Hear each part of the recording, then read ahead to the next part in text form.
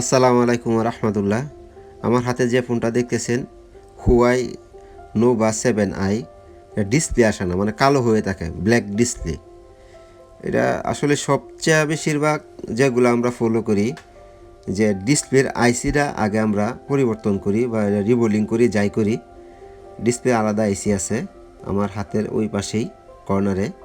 ওটা কাজ করার পরে যদি না আসে, যারা টেকনিশিয়ান ভাই আছেন তারা 100% ধরে নেবেন যে সিপিইউ আইসি।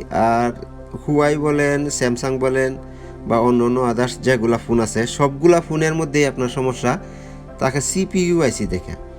কিন্তু ব্ল্যাক ডিসপ্লে যদি হয় তাহলে সিপিইউ আইসি আগে ধরা যায় না। আগে আমরা আইসির যে কাজটা আছে, মানে ডিসপ্লের আইসির কাজটা, এটা আমরা প্রথমে দেখব। এটা কাজ করার পরেও যদি না আসে, তারপরে আমরা সিপিইউ আইসি কাজ করব। কিন্তু অনেকেই আছে প্রথম অবস্থায় ব্ল্যাক ডিসপ্লে বা ডিসপ্লে পরিবর্তন করে। হ্যাঁ, ডিসপ্লে পরিবর্তন করাটা ঠিক আছে, যে কাজটা আমি নিজেও করছি। ডিসপ্লে পরিবর্তন করে দেখছি যে আসলে ডিসপ্লে পরিবর্তন করলেও আসে না। আমার নতুন যেগুলো ডিসপ্লে আছে এগুলোও আসে না, বা পুরাতন তো আসেই না। এখন আমি দেখলাম যে এটা মেইন কাজটা কোথায় থেকে আসছে বা লাইনগুলো কোথায় থেকে আসছে। আমি দেখলাম সিপিইউ আইসি। তখন আমার একটা টার্গেট যে সিপিইউ আইসিটাই সমস্যা, এর বাহিরের যেগুলো আছে সবগুলো তো আমি দেখছি। যেহেতু হয় নাই, তো সিপিইউ আইসিটা আমি কাজ করব। আসলে দেখেন যে সিপিইউ আইসি কাজ করার পর ডিসপ্লে আসে কি না।